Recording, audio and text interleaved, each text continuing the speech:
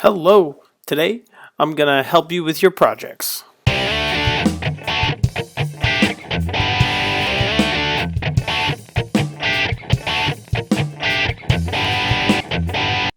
Okay, so there's two important questions you should be thinking.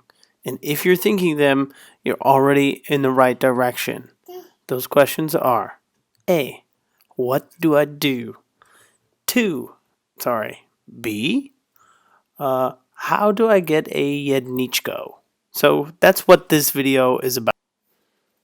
Okay, let's start with the first question. What do I do? So, first of all, you need to choose a topic. Then you should start researching that topic. Now, you just got to make something that you can share with the class, like a PowerPoint or a video or an article, anything creative which shows us your English.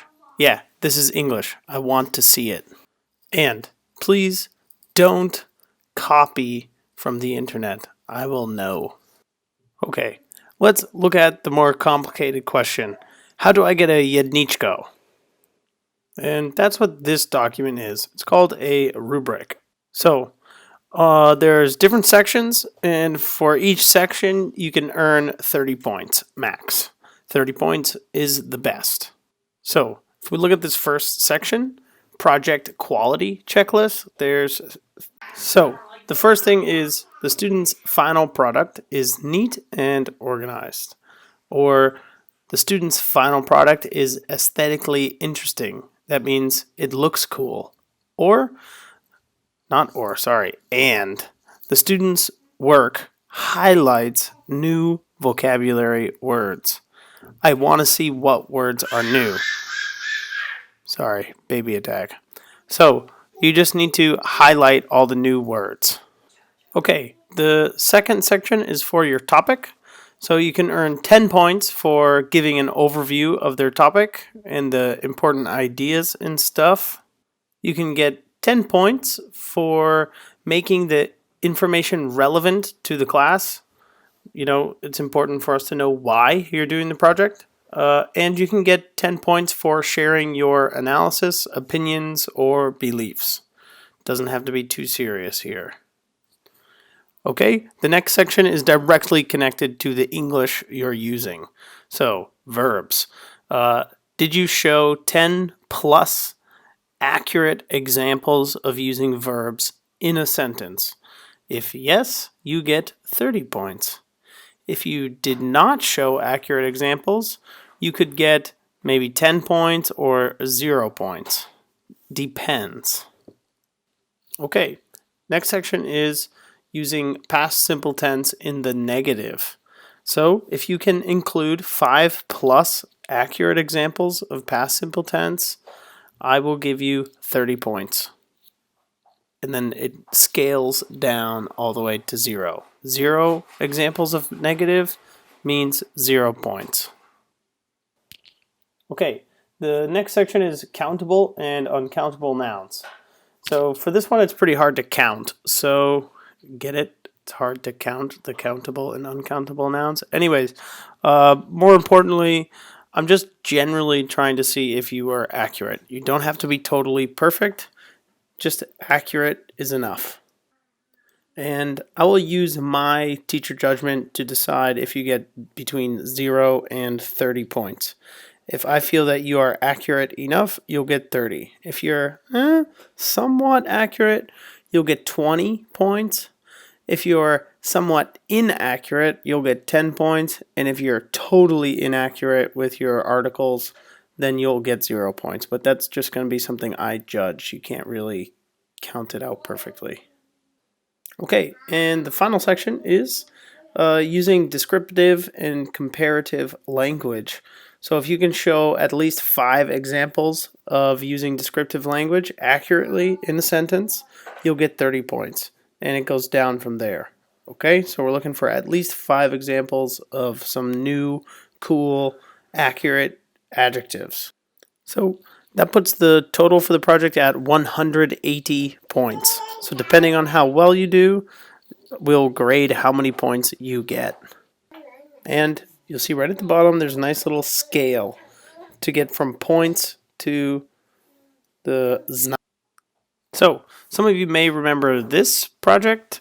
It was called My Mom's ZD. I made it, and we're gonna put it up against our rubric and see how many points I would have earned if I was a student and I turned this in as a okay, so just keep an eye on the rubric. There's going to be these little green checks which appear.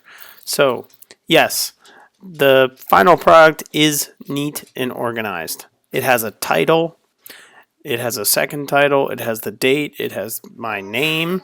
All the information is put on the page neatly. I can see it, it's organized. There's a description, ingredients, cooking instructions. Great. 10 points.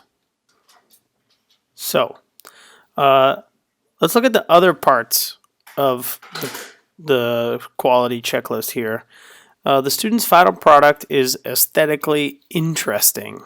I mean, I used a pretty boring font. There's only one little picture, so no, I would say it's not aesthetically interesting. So, no 10 points there. Let's look at the last one here. Students' work highlights new vocabulary words. Well, I didn't highlight any of the words here, so no, I don't get 10 points for that. So for this section, it's just 10 points. There should be, any new words should be highlighted with a color or made bold so that I can see, hey look, this student used new word here, here, and here. That's a really important one. Okay, in the next section, topic. Student gives an overview of their topic, describing the most important ideas or concepts. Yes, definitely. It talks about why ZD is good and why it's important to him and his family. So 10 points. Student makes information relevant to their peers. Absolutely. Who doesn't want to know how to cook ZD? It's very cool. And finally, the student shares their analysis or opinions. Yeah, definitely. He says it's very good. So basically, just in this top section here, you get the 30 points from the student because they say everything which is important about ZD right here. And then they go on to teach you how to cook it, which makes it pretty relevant. So that's 30 points in this section. Okay, the next section is about using verbs accurately. So I highlighted all the verbs here. To get the highest score, you need to use 10 plus accurate examples of using verbs in a sentence, and we can count them out. Is, would have, was, ate, can make, called, made, learning, had, want, ate. That's 10 plus examples, which means 30 points. Yep, so 30. Next up, let's look at negative verbs. Unfortunately, the student did not use any past tense negative examples in the whole project. Even in the cooking instructions, nowhere. Which means they get a big fat 0 for this section. So, it says include 5 plus accurate examples of past simple tense in the negative. The student didn't do that, so at all, not even one. One example would have gotten 10 points, but they used 0. So that's that. So in the next, we're looking at countable and uncountable nouns. Like I said earlier, this is just based on the teacher judgment. So what I'm looking for is, were they mostly accurate when they used articles? And in this case, yes, absolutely. The student was always accurate with its articles. It is a good recipe. He had 3 brothers, 2 sisters. This is a great meal. All around used good articles, so that's 30 points. And finally, descriptive and comparative language. Students' work showed at least 5 examples of accurately using descriptive language in a sentence. And I highlighted this in red. Absolutely, there's descriptive language in the top descriptive section here, and the cooking instructions is filled with very descriptive language. So The student earned 30 points for this section. Very descriptive here. So let's do some math. They earned 10 points, 30 points, 30 points, 0 points, 30 points, 30 points.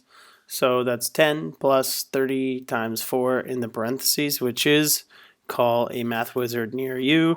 It's 130 points. Woohoo! Now, using the scale at the bottom, we can ask ourselves, okay, well, 130 points, cool, but what does that mean for my Znamki? So we just need to do a little math equation like this. 130 divided by the total, 180 points, which equals 72%, which then equals a 2.